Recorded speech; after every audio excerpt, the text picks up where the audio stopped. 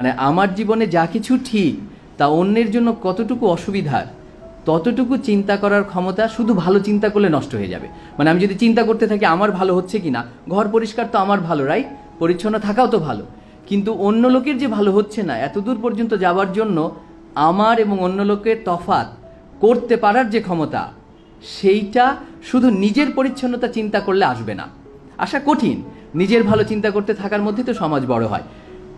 শিয়া উল্লেখ করলে যে স্যার আমাকে অনুমতি দিয়ে দিয়েছেন, আমি কিছুটা লজ্জায় পেয়ে গেলাম যে আমি ওকে কী কারণে অনুমতি দিয়ে দিয়েছেন, এটা তো ন্যায়সঙ্গত হয়নি, ও যে ঠিক না করে থাকে। আমি এরকমও শুনেছি, বিয়ের অনুষ্ঠানে গেলাম, ছাত্রছাত্রী দুজনই আমার প্রাক্তন ছাত্র, এবং একজন এসে দূর থেকে লাফ দিয়ে এসে জানালো, স্যার আপনি আমাকে এরকম একটা সেমেস্টার, আমি একাডেমিক অ্যাডমিনিস্ট্রেটর হিসেবে কিছুদিন কাজ করেছি, সো বিশ্ববিদ্যালয়ে কিছু ব্যাপারে অ্যাডমিনিস্ট্রেশনের দায়িত্বে ছিলাম, এই ছোটোখাটো বিষয়গুলোতে সিদ্ধান্ত নিতে হতো। তো ছেলেটি এসে আমাকে জানালো যে আপনার কারণে আমার একটা সেমেস্টার বেশি লেগে গিয়েছে, জীবন থেকে 4 মাস নষ্ট হয়ে গেছে, আপনি আমাকে পরীক্ষা দিতে দেননি। বেশ একটা দুঃখজনক, এবং তার সাথে তার স্ত্রীও আছে, আমার সাথে আমার স্ত্রীও আছে। তো আমি ঠিক এত নির্মম মানুষও না যে এরকম একটা নিষ্ঠুর কাজ করে ফেলেছি ওর জীবনে, বাট আই ফেল্ট গিল্টি। এজন্য না যে আমি ওই কাজের মধ্যে দিয়ে গিয়েছিলাম, এজন্য যে আমি যা চিন্তা করে ওই কাজ করেছিলাম সেটা আমি তাকে বোঝাতে পারিনি এত বছর পরেও। একই রকমভাবে উনি যে অংশে আমার গুণাবলী বলার জন্য উল্লেখ করলেন যে আই ওয়াজ কাইন্ড অ্যান্ড উনি গ্র্যাটিটিউডও জানালেন, I felt a bit ashamed, perhaps he has grounds. আমি থেকে অন্য লোকও করতো, কারণ উনি যে আবেদনপত্র নিয়ে এসেছিলেন সেটা ডেফিনেটলি কারণ ছিল, এটা আমার জন্য বেশি সম্মানের যে যথার্থ আবেদনপত্র ছিল, and that is the reason he did it. So আমি মহান মানুষ হিসেবে ওই প্রশংসাটুকু গ্রহণ করলে নিজেই ছোট হয়ে যাব, বরং he has his grounds and I did it.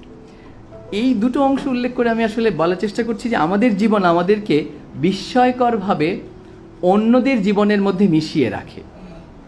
আমার ঘর পরিষ্কার হলেও আসলে অন্য লোকের ঘর দ্বারা আমার জীবন এত প্রভাবিত, অন্য লোকের কথা, অন্য লোকের কাজ হাঁটার জীবনে প্রবেশ করলে প্রতি পদে আপনি টের পাবেন, আমি টের পাই। অন্য লোক নানা রকমের বাধা, অসুবিধে, অনেক সময় সুবিধেও, আমরা রাস্তার মধ্যে দেখি না যে গর্তের মধ্যে একটা লোক বাঁশ পুঁতে দিয়ে গিয়েছে যাতে রিক্সা না পড়ে, দেখেছি না এরকম, যে নষ্ট একটা ভ্যান রয়েছে, একটা গাছের ডাল লাগিয়ে দিয়ে গেছে বাসের সঙ্গে যাতে অন্য কেউ ধাক্কা না খায়। যে লাগিয়ে দিয়ে গেছে সে কি দাঁড়ায় থাকে যে আমি এখানে বাঁশ পতাকা লাগিয়ে দিয়েছি যাতে কেউ না পড়ে, আমি সেই মহান ব্যক্তি? আপনি শুধু যদি চিন্তার মধ্যে এই বিষয়টি নেন যে অনেক লোক যে দাঁড়িয়ে গেছে সে কি গাড়ির লোক না হাঁটা লোক? আমার অনুমান যারা গাড়িতে করে চলে যায় তারা দাঁড়ায় না, অন্তত দাঁড়িয়ে অন্যের উপকারের জন্য রাস্তা থেকে কলার খোসাটা সরায় না। যে হেঁটে যাচ্ছে সেই শুধু পায়ে পিছিয়ে গিয়ে আবার ফুটপাতে কলার খোসাটা সরিয়ে দেয়।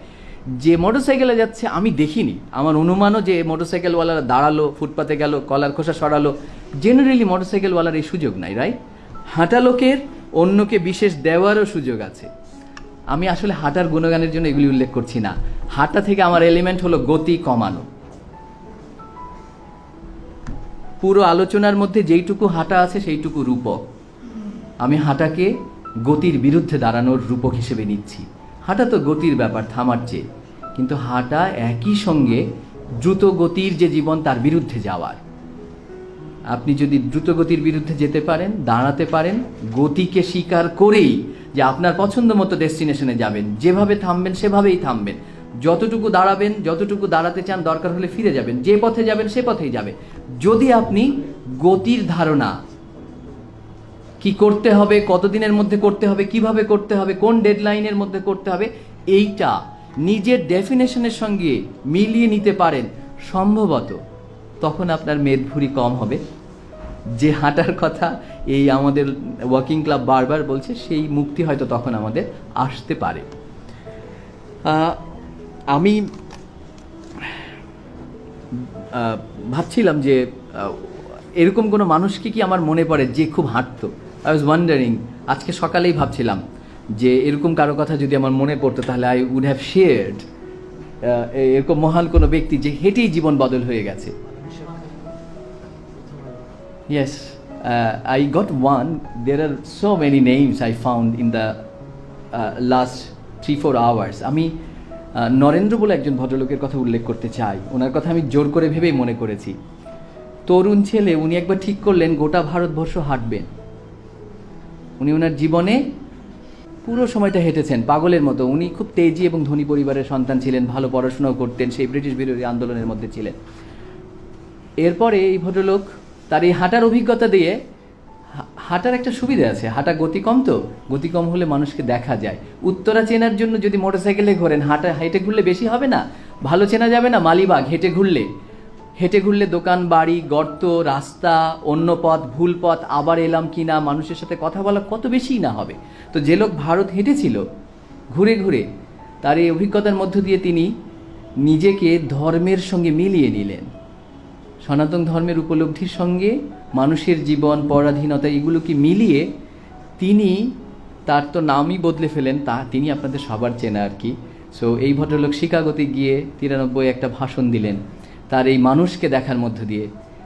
তিনি জানিয়েছিলেন যে ঈশ্বর ক্ষুধার্ত মানুষকে খাবার দেয় না, আমি সেই ঈশ্বরে বিশ্বাস রাখি না। এই ভদ্রলোক পরে ধর্মনেতা হিসেবেও মানুষের খুব কাছে এসেছিলেন। বিবেকানন্দ, স্বামী বিবেকানন্দ, যাকে মনেই করা হয় হাঁটার মধ্য দিয়ে তার জীবন বিকশিত হয়েছিল। কারণ তিনি দুঃখের কাছে গিয়েছিলেন, ব্যর্থতার কাছে গিয়েছিলেন, উপলব্ধির কাছে গিয়েছিলেন, নিজেকে চেনার মধ্য দিয়ে গিয়েছিলেন। হাঁটায় আরেকজন খুবই পারদর্শী লোক হচ্ছে আমাদের বিদ্যাসাগর।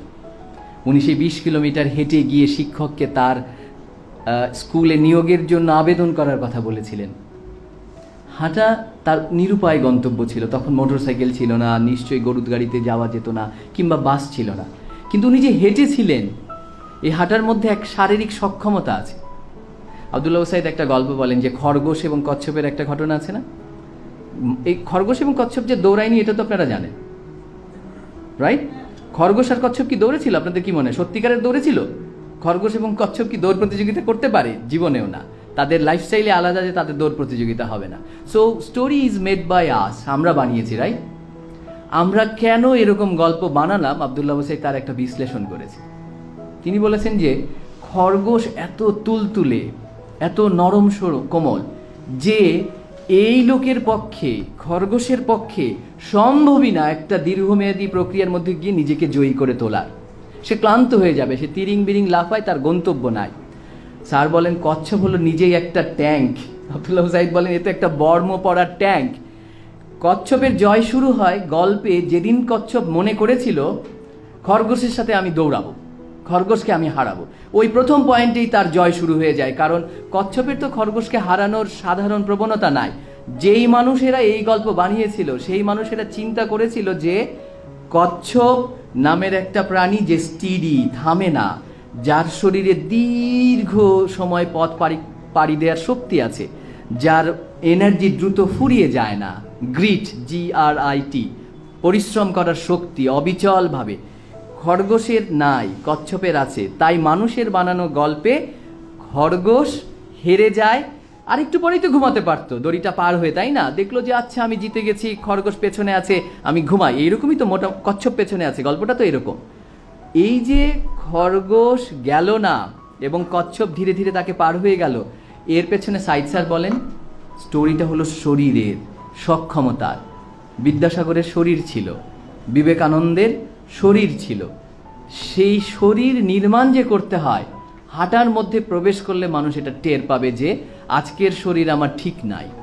হাঁটার মধ্যে টের পেলে বুঝতে পারবে দুপুরের খাওয়া ঠিক হয় নাই। হাঁটার মধ্যে পৌঁছলে বুঝতে পারবে, রিক্সায় উঠলে তো সে টের পাবে না যে সে যে জায়গায় যাচ্ছে যাওয়ার জন্য উপযুক্ত না। হাঁটলে টের পাবে যে আমার পায়ে অসুবিধা আছে, আমার দম ভালো না, স্মোকিং হয়তো ছেড়ে দিতে হবে কারণ বুকে অসুবিধা হয়। যে হাঁটে সে টের পাবে দৌড়ানোর দম তার নাই। এই যে মোকাবেলা, এটা তো একসময় টের পাবেই, তাই না?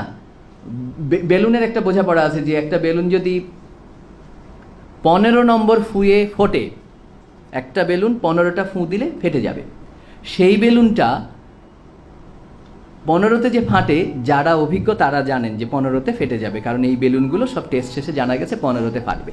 যিনি 4টা ফু দিয়েছে, 5টা ফু দিয়ে বড় করে ফেলেছে, একজন বয়স্ক লোক এসে বললো বাবা আর ফু দিও না, কারণ এটা ফেটে যাবে। সে 10টা ফু দিয়ে বেলুন ফুলিয়ে ফেলেছে এবং বেলুন তো ফাটছে না। সে বললো বুড়োরা সবসময় এরকমই হয়, বেলুন তো ফাটলো না, এই যে আরেকটা ফু দিল 11 নাম্বার দিয়ে, বললো কই ফাটছে? ফাটে নাই তো। তো বয়স্ক লোক আবার বললেন বাবা ফেটে যাবে, আর ফু দিও না। এই ভদ্রলোক পার হয়ে চলে গেলেন। আমরা বানাচ্ছি একটা গল্প আর কি। এই 12 নম্বর ফু দিয়েও সে যে ফাটলো না এবং বুঝতে পারলো যে ফাটে না, বুড়োরা খালি আমাদের বাধা দেয়, অভিজ্ঞ লোকেরা। 13 দিল, আমরা প্রত্যেকে জানি যে এটা 15 নম্বরে ফেটে যাবে। সো 12, 13, 14 আসলে 15-র প্রতি যাত্রা। যে ধূমপান করছে, সিগারেট খাচ্ছে এবং দেখছে ফুসফুসের কোনো অসুবিধা নাই, তো নো প্রবলেম, আমি তো ঠিকই আছি, আমার তো কোনো অসুবিধা নাই। আবার সিগারেট খাচ্ছে এবং না, দমে তো কম নাই আমার, নো প্রবলেম। বাট সে ওই 15 নম্বরের দিকে যাচ্ছে। 15 নম্বরে গিয়ে ফাটার পরে তো বুঝতে পারবে যে ফেটেছে, কারণ অসুবিধে হবেই লাংসে। লাংস তো ধোঁয়া নেওয়ার জন্য তৈরি হয়নি, হবেই। দম কমে যাবে, সেই দমের কারণে মেজাজ আলাদা হবে, নানা জিনিস ঘটবে। I happen to be a smoker. আমি একটা সময় স্মোকিংয়ের মধ্যে খুবই এনগেজ ছিলাম। Then I realise that I am not suppose to be. আমার ট্রাবল হয়েছে, ট্রাবল থেকে আমি শিকারের মধ্যে এসেছি যে এই পুরো ব্যাপারটা একটা সাইকোলজিক্যাল ডমিনেশন। একদল লোক পুরো পৃথিবীতে চক্রান্ত করে আমাকে বিশ্বাস করিয়েছে যে ধূমপান একটা দারুণ জিনিস, চমৎকার জিনিস। বাট আই ডু রিয়েলাইজ যে ফাইন, 20 বছরের একটা প্রজেক্ট নেওয়া যাক, আগামী 20 বছর ধরে সিগারেট ছাড়ার চেষ্টা করা যাক। আমি 5-6 বছর পার করেছি। সো আমি নিজেকে প্রেশারই দিচ্ছি না যে আমি সিগারেট ছেড়ে দিয়েছি, এটা একটা pressure, right? So I should not be. I am allowing me to understand that okay, আমার হাতে আরও 15 বছর আছে, 15 বছর আমি না খেয়ে থাকতে থাকতে এক সময় নিশ্চয়ই সিগারেটের ব্যাপারটা আমি ভুলে যাব। এই পুরো উপলব্ধিটা আমি হাঁটার মধ্যে এলে টের পাবো। আপনি টের পাবেন, হাঁটা হলো এমন একটা কাজ রোজকার দম মোকাবেলার। হেঁটে যদি মালিবাগ থেকে কাউকে ধানমন্ডিতে রাইফেল স্কোয়ারে আসতে হয়, ঢাকা শহর হাঁটার জন্য খুব উপযুক্ত না, কিন্তু যে জায়গায় হাঁটা যায়, যখন হাঁটা যায়, যদি কেউ হাঁটার মধ্যে এই শহরেই ঢোকেন, নিজের সঙ্গে পরিচয় হবে। ওই যে বেলুনের ফুয়ের মতো 15 নম্বরের আগেই টের পাবে, 12 নম্বরে 10-এ যে আমার দম নাই, আমি বাচ্চাকে কোলে নিয়ে থাকতে পারছি না, হাঁটতে পারছি না। যেমন আফরোজা বললেন যে উনি ওনার বাচ্চাকে হাতে নিয়ে হাঁটেন, she is fit, perhaps it's difficult. স্নেহ মমতাও শারীরিক শক্তির কারণে কমে যায় না? বাচ্চাকে খুব ভালোবাসে কিন্তু হাতে দম নাই। সে বাচ্চাকে বলবে তোকে বললাম আসিস না, কেন এসছিস? বাচ্চার সাথে বাবা বা মায়ের সম্পর্ক খারাপ হয়ে যাচ্ছে, মা ক্রূর আচরণ করছেন, কি জন্য? শরীরের জন্য, কারণ তিনি কোলে নিয়ে রাখতে পারছেন না। তখন বলছেন তোকে আসার সময় তো বললাম। বাচ্চা অনুভব করছে যে মা কত নির্মম, সেই ভিড়ের মধ্যে নিউ মার্কেটে পারছে না, মাকে বলছে কোলে নিতে, তার পায়ে অসুবিধা হচ্ছে। সো ফিটনেস, স্নেহ মমতার সঙ্গে কত কানেক্টেড। টেস্টটা আমার নিজের ক্ষেত্রে মনে হয়েছে টেস্ট ইজ ভেরি ইম্পর্টেন্ট। প্রতিদিনের পরীক্ষা, রোজকার যাচাই। হাঁটা হলো প্রতিদিনের যাচাই। আমার পায়ে ব্যথা হয়, আমার বাবারও খুব পায়ে ব্যথা হতো, আমার মনে আছে আমরা আমার বাবার পা টিপতাম। আমি নিজে দেখেছি যে এই একমাত্র অসুবিধা যেটা নিজে নিজে দূর করা যায়, আরাম করে বসে নিজেই নিজের পা ব্যথা দূর করা যায়।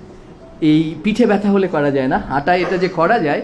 I am grateful to the arrangement, Almighty আল্লাহর উপরে আমার কৃতজ্ঞতা যে হাঁটা যায় এবং পায়ে ব্যথা হলে নিজেই নিজের পা কিছুটা হিল করা যায় আর কি। আমার কথা শেষ অংশে শুধু এতটুকু বলতে চাই যে আমাদের প্রত্যেকের জীবনের একটা চাইল্ডহুড ড্রিম থাকে। র্যান্ডি পাউস বলে একজন ভদ্রলোকের লাস্ট লেকচার বলে একটি বই পড়ার আমার সুযোগ হয়েছিল। উনি একবার জানতে পারলেন যে উনি কিছুদিন পরে মারা যাবেন এবং ওনাকে ওনার বিশ্ববিদ্যালয়ে লাস্ট লেকচার দেওয়ার জন্য ডাকে। সেই লেকচারে উনি উল্লেখ করেছিলেন যখন সত্যিকারের জীবনে অল্প সময় আছে জানা যায়, তখন আসলে আমরা কি করতে চাই সেটাই সম্ভবত আমাদের করণীয় কাজ। বুদ্ধ এই কথা বলে গিয়েছেন যে আমাদের জীবনে সবচাইতে মারাত্মক অসুবিধে এবং ভুলের জায়গা হলো আমরা বুঝতে পারি না যে আমাদের বেশি সময় নাই। র্যান্ডি পাউসের আলোচনাটাও সেটাই, যে মনে করা আমাদের বেশি সময় নাই। এই যে বেশি সময় নাই উপলব্ধি, এটা মনে করার পরে আমরা কি করব। ফর এক্সাম্পল, আমরা যদি কালকে মারা যাই তাহলে কি করব, বা এই সপ্তাহে যা আমরা করব তাই সম্ভবত আমাদের চাইল্ডহুড ড্রিম, তাই সম্ভবত আমাদের রক্তের মধ্যে আমাদের যে বাবা মা মিশে আছে জিনে, সেটা মিলিয়ে আমাদের ইচ্ছা। যদি এই ব্যাপারটা আমরা জানতে পারি, সেটা আমরা করার জন্য সময় নিবেদন করি, তখন আমরা টের পাবো দম লাগে। আমাদের জীবন নকল না এবং রাফ খাতা না। দম যে ফিরে পেতে হয় নিজের জীবনের নিজের ইচ্ছার জন্য, যাই করেন না কেন, যেটাই আমি করি না কেন, শক্তি লাগে, সামর্থ্য লাগে। সত্যি কথা কি, শরীর লাগে। শরীর সমস্ত তীব্র আনন্দগুলোর উৎসমূল। এই শরীরকে ঠিক রাখার যে ধারণা, রোজকার হাঁটার জীবনে যদি ফিরে আসা যায়, যদি খেয়াল করা যায়, অসুবিধে হলেও নিজেকে হাঁটায় আনা যায়, যতটুকু পারা যায়, সম্ভবত আমরা আমাদের সঙ্গে পরিচিত হতে পারবো আরও বেশি করে। আর এই বিষয়ে বোধহয় আমরা সবাই একমত হব, আমাদের জীবন শেষ পর্যন্ত আমাদেরকে চিনতে চাওয়া, শেষের দিকে গিয়ে বুঝতে পারা আমি আসলে এরকম ছিলাম। আমরা তো খুবই কনফিউজ না? আমার তো আমাকে অচেনাই লাগে, আমি বুঝতে পারি না কেন আমি এটা করি, কেন আমি ওটা করি না, কেন আমি করতে চাই, কেন আমি করতে পারি না। Still I am at 39 and I do struggle to understand আমি এরকম কেন, আমি ওরকম না কেন, ওরকম কেন। প্রচুর অসুবিধা হয় আমার নিজেকে নিয়ে। আমি প্রতিদিন সকালে আবার নতুন করে শুরু করি যে আজকে এটা করব না, আজকে এটাতে যাব না। মানে আমার রোজকার এমন কিছু ঘটে যা আমি চাইনি হোক। I do not have any ideal goal, but আমি চাইনি এমন হোক। তো এই অসুবিধাগুলো মোকাবেলার জন্য আমার মনে হয়েছে আমার খুব দম দরকার, খুবই দম দরকার, এনার্জি, যেন আমি ক্লান্ত না হয়ে যাই। সো ক্লান্ত হওয়ার যা কিছু ঘটে আমি নিজেকে সেগুলো থেকে উইথড্র করার চেষ্টা করেছি। সম্ভবত হাঁটার প্রক্রিয়ার মধ্যে আমার ধারণা আমি 6 থেকে 8 কিলো রোজ হাঁটার মধ্যে থাকি, কোনো দিন হয়তো 10-12 কিলোও হবে। 6 কিলোর কম না, বেশিরভাগ দিনই 8 কিলো, 2.5 কিলো একবার 4 বার আমার হাঁটা যাওয়া পড়া আছে। সো এই রোজকার হাঁটা আমাকে ভাবতে দিয়েছে, আমার জীবনে অন্য অনেক কিছু থেকে সরিয়ে নিয়ে এসছে। হাঁটা আমার জীবনে শখের কাজ ছিল না, আমি নিরুপায় হয়ে হেঁটেছি, বাট আই ডু ফাইন হাঁটা আমার জীবনের খুবই গুরুত্বপূর্ণ জায়গা। হাঁটার মধ্য দিয়ে আমি চিন্তা করতে শিখেছি এবং আমার শরীরের বোঝাপড়াটা আমার সঙ্গে প্রতিদিনের একটা ইন্টারাকশান হয়। হাঁটা নিয়ে এতগুলি চিন্তা করার সুযোগ এবং বলার সুযোগ পাওয়া গেল। আমি আবার ফারুককে এবং এই ক্লাবকে ধন্যবাদ জানাই। এটা একটা কথা বলে কাউকে আমার কথা জানানোর না, আলোচনা করার সুযোগ রাখা। বলতে বলতে অনেক চিন্তা আমার মধ্যেও এলো। কিছু হয়তো এমন বলে ফেলেছি যার সব কিছু আমি গভীরভাবে চিন্তা করিনি। নিশ্চয়ই আবার ভাবার সুযোগ পেলাম বলার মধ্য দিয়ে। আপনাদের সকলকে আন্তরিক ধন্যবাদ। আপনাদের সামনে দাঁড়িয়ে বলার এই সুযোগটুকুকে আমি আমার গুরুত্বপূর্ণ একটি অংশ হিসেবে মনে করব। সবাইকে অনেক ধন্যবাদ। আশা করছি আমাদের জীবন আমাদের সাথে সবসময় সহযোগিতা করে যাবে। Thank you very much.